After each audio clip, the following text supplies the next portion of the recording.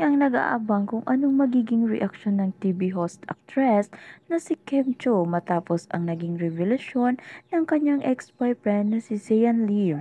Tatandaan nitong Huwebes May 2, tuluyan ng inamin ng kapuso actor-director na may namamagitan sa kanila ng film producer na si Iris Lee nang ma-interview ito ng Square Philippines. At nitong Biyernes May 3, naging sentro ng asaran at kulitan ng It's Showtime host si Kim. Love all the Kims and we love you Kimmy, sabi ni Ann sabay yakap kay Kim. Singit naman ni Bong, gusto mo bang mag-sample Kim?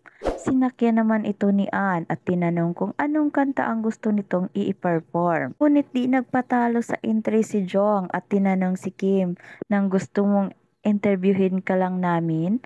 Hindi, huwag ganun, hindi masakit, sagot ng tinaguriang Chineta Princess. Di naman pinilit pa ng mga ito na angkutin kung kumusta na si Kim on air matapos ang revelasyon ni Ziyan.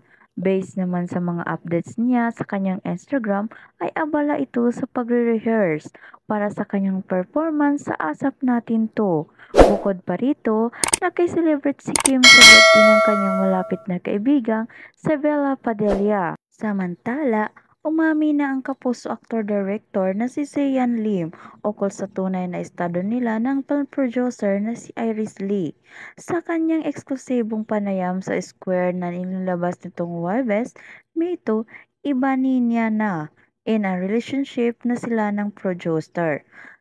Natanong kasi si Zayn kung totoo ba ang naglabasang tseka na may namamagitan sa kanila ni Iris Lee. Ngayon raw ay nagdesisyon na siyang magsalita at ilinawin ang mga bagay-bagay tungkol sa naging dahilan ng paghiwalay nila ng kapamilya star na si Kim Chu. Tatandaan noong December 2023 nang aminin ni Kim na nagwakas na ang mahigit isang dekadang relasyon nila ni Zayn. Bagamat hindi ito sinabi ang dahilan, ay mutual naman daw ang desisyon nilang mag-break.